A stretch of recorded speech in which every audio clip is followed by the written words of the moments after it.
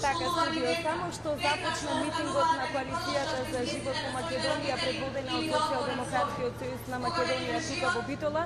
Еве, јас верувам дека можете да забележите дека битолчани се собраа тука на плоштадот Магнолија да слушнат што е сето она што оваа коалиција ќе им го предложи, односно на кој начин СДСМ ќе побара довербата од страна на самите граѓани, односно на битолчани. На самиот почеток, како што е најавено, предвидено е да се обратат дел од кандидатите на кандидатската листа од изборната единица 5. Исто така, своје обраќање вечерва тука пред битолчаните има и носителката на кандидатската листа од страна на СДСМ Радмила Шекеринска, а на крајот ќе се обрати и лидерот на СДСМ Зоран Заев.